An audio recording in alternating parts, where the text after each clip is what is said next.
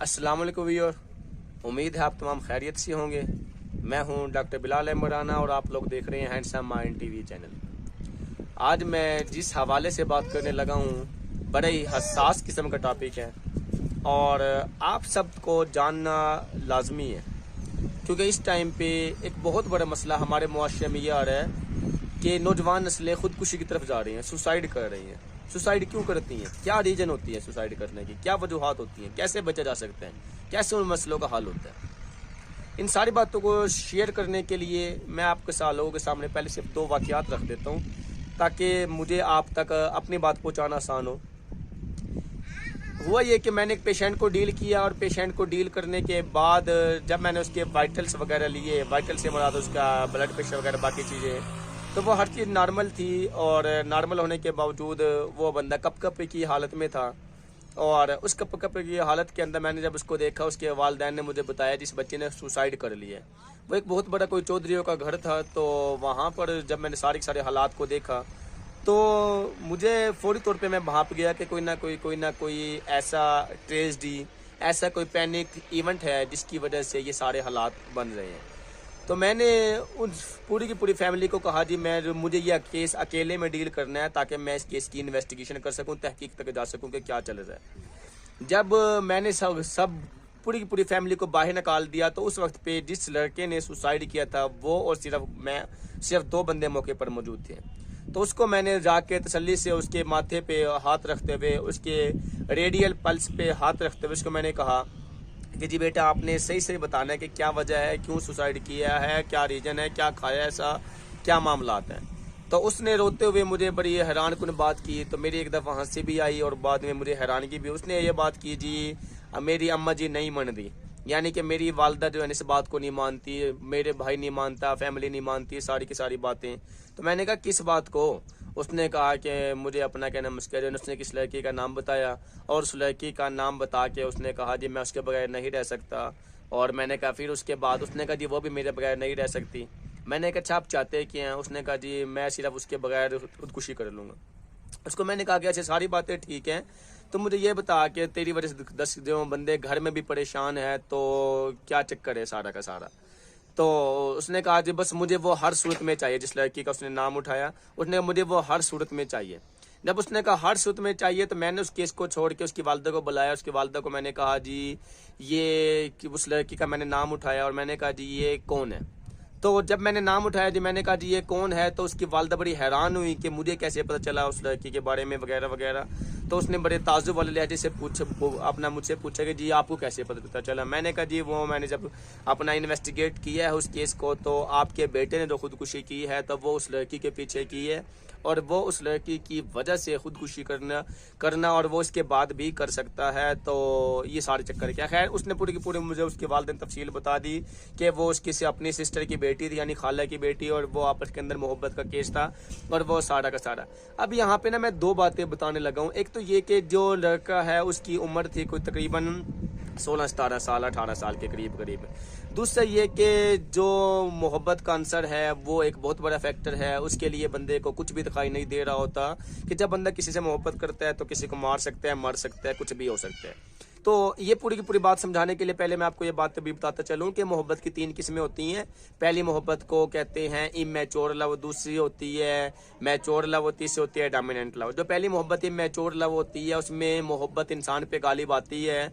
वो बंदे को 14, 15, 16, 17, 18 साल की उम्र में हो सकती है। उसमें मोहब्बत में कुछ भी दिखाई नहीं देता, बंदा अंधाधुंध कुछ भी कर सकता है, किसी का मर्डर कर सकता है, कत्ल कर सकता है या अपना सुसाइड कर सकता है, इस तरह का कोई भी वाकया कर सकता है। जो दूसरी मोहब्बत होती है वो मैच्योर लव होती है। वो बंदे को अमूमी तौर पे 20-22 साल, 28 साल, 30 साल तक हो सकती है। उसमें बंदा थोड़ा समझदार हो जाता है, तो उसमें मोहब्बत इंसान पे गालिब नहीं आती बल्कि इंसान मोहब्बत पे गालिब आता है।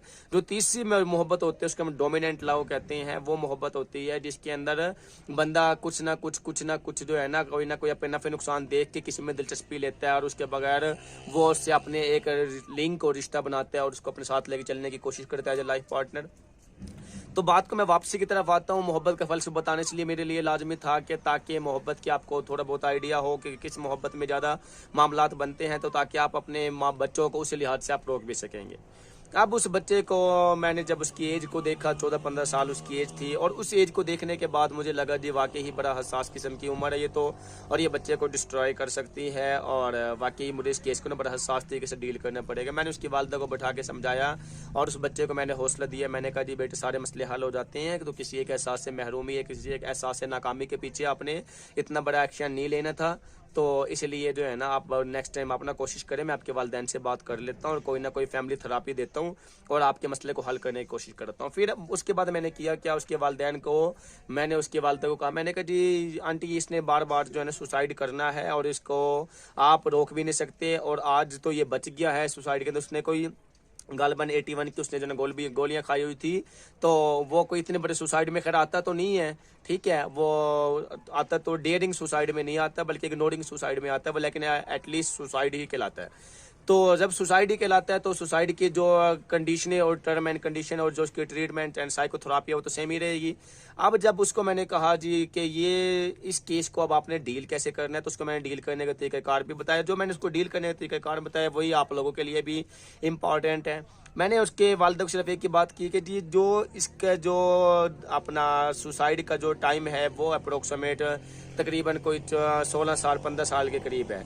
मैंने कहा जी इस उम्र के अंदर बच्चा फुली तौर पे एडोलसेंस से एडल्टहुड में दाखिल होने की तरफ अपना क्या नाम इसके अप्रोक्सीमेट जा चुका होता है, और बच्चे के ऊपर कोई भी किसी भी तरह के माइंड इसके ऊपर इन्वॉल्व हो सकता है। ये जो एज है बच्चे की मोहब्बत करने की, ये हसासियत वाली होती है। मतलब अमूमी तौर पे मैट्रिक या इंटर की जो एज होती है, इंटरमीडिएट की, तब वो हसासियत वाली एज होती है। बच्चे को उस उम्र के अंदर ज़्यादा मोहब्बतें होती हैं, और उस उम्र के अंदर बच्चा उस मोहब्बत में कुछ भी दिखाई नहीं देता, तब वो किलिंग कर सकता है, सुसाइड कर सकता है, इस तरह के मामला हो सकते हैं। उसको डील करने का तरीक़ाकार ये है जो मैंने उसकी वालिदा को भी बताया कि आप इस एज के अंदर कभी भी बच्चे को ना कहें कि हमने आपकी ख्वाहिश को पूरा नहीं करना, हम ऐसी जगह पे शादी नहीं करेंगे, हम ये, आपने बच्चे के अगेंस्ट नहीं चलना।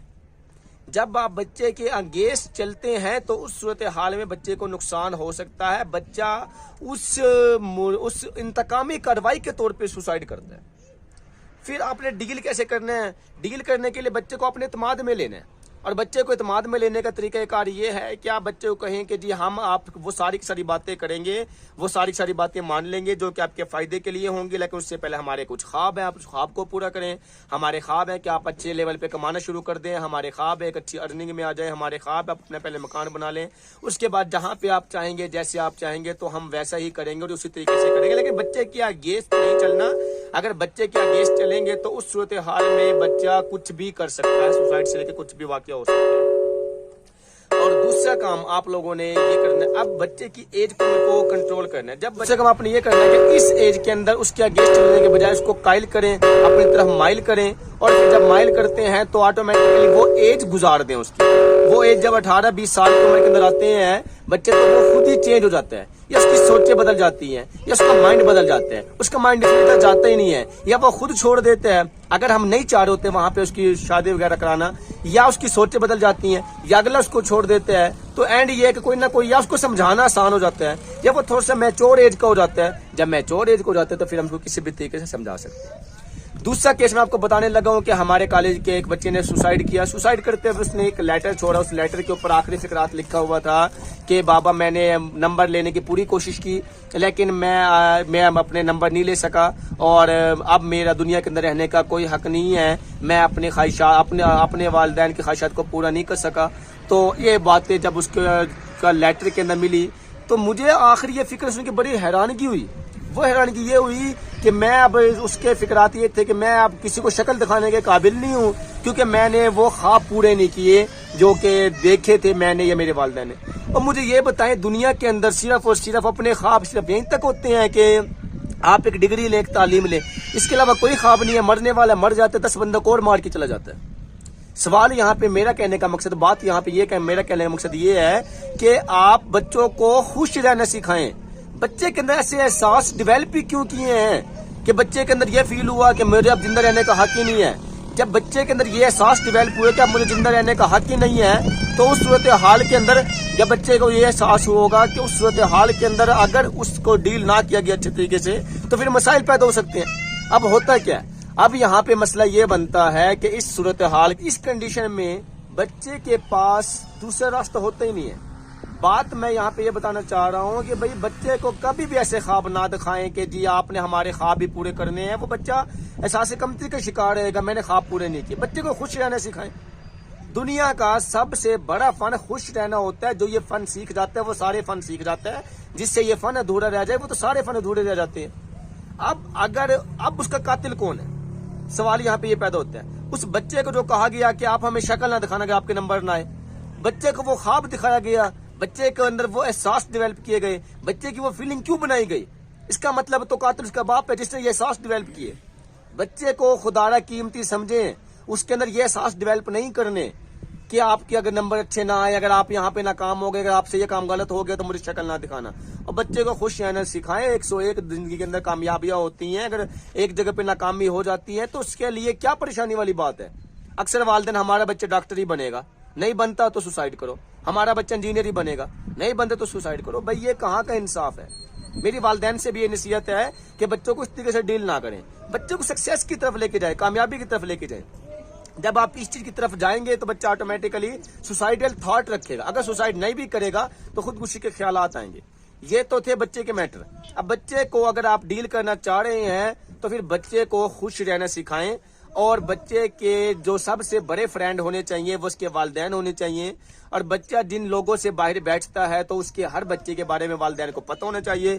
اگر وہ بچے دین میں ملوث ہیں، دین سے قربت رکھتے ہیں تو ٹھیک ہے. اگر دین سے قربت نہیں رکھتے تو اپنے بچے کو پھر سمجھائیں کہ بیٹا دیندار لوگوں کے ساتھ رہا کرتے ہیں، وہ ہمیشہ اچھی چیزیں سکھاتے ہیں. ٹھیک ہے. تو جب آپ اس طریقے سے چلیں گے تو بہت ساری ایسی معاشرتی برائیاں آٹومیٹکلی ختم ہو جائیں گی، سوسائڈ جیسی. اسی لیے آپ لوگوں میں اندر سے خصوص طور پہ جو والدین ہیں ان کے لیے میری یہ نصیحت ہے کہ سوسائڈ سے اگر اپنے بچوں کو بچانا ہے تو اس کا طریقہ کار یہ ہے کہ آپ اپنے بچوں کو خوش رہنا سکھائیں، اسے دین کی تربیت دیں. اس کی فیملی کے اندر، اس کے دوستوں کے اندر ایسے دوستوں کو ساتھ اس کو چلانے کی کوشش کریں جو دین سے منسلک ہیں. جب آپ اس طریقے سے تمام دینی معاملات کو فالو کرو گے تو آٹومیٹکلی بہت سارے ایسے سوسائڈ والے خیالات سے بچ سکتے ہیں. ابھی بہت سارے کیس اور بھی ایسے ہیں جس کی وجہ سے سوسائڈ ہوتے ہیں، جس کے اندر میاں بیوی کے جھگڑے ہو گئے، جس کے اندر مختلف طرح کے اور احساس محرومی، احساس ناکامی ہو گئی، جاب کی وجہ سے ہو گیا، کاروبار کے ناکامی کی وجہ سے ہو گیا. بہت ساری ایسی وجوہات ہمارے معاشرے کے اندر جنم لے رہی ہیں. لیکن جب آپ دین سے قربت رکھتے ہیں، خدا سے ہونے کے یقین کو دل کے اندر رکھتے ہیں، خدا کے غیر سے ہونے کے یقین کو دل سے نکال دیتے ہیں اور ہر چیز کو دنیا میں فنا ہونا سمجھتے ہیں. اور جب آپ کہتے ہیں دنیا کی ہر چیز نے فنا ہو جانا ہے تو پھر اس دنیا کا یقین بھی ہمارے دل سے نکل جاتا ہے. جب اس دنیا کا یقین ہمارے دل سے نکل جاتا ہے تو پھر ہم سوسائڈ نہیں کرتے. پھر آٹومیٹکلی ہمارے ایمان پختہ ہو جاتا ہے. جب ایمان پختہ ہو جاتا ہے تو پھر ہم دیندار بنتے ہیں، ہم سوسائڈل تھاٹ والے نہیں بنتے. اس لیے آپ دین پہ فالو کرائیں. آپ دین کے اوپر جب لے کے چلیں گے تو سارے کام ہی آسان ہوگا. کوشش کریں اس ویڈیو کو سمجھیں، اس سے سیکھیں، اور میں امید بھی یہی کرتا ہوں. مجھے امید ہے کہ آج کی بات آپ کو پسند آ گئی ہوگی. اس کے ساتھ ہی اجازت چاہیں گے. شکریہ. اللہ حافظ.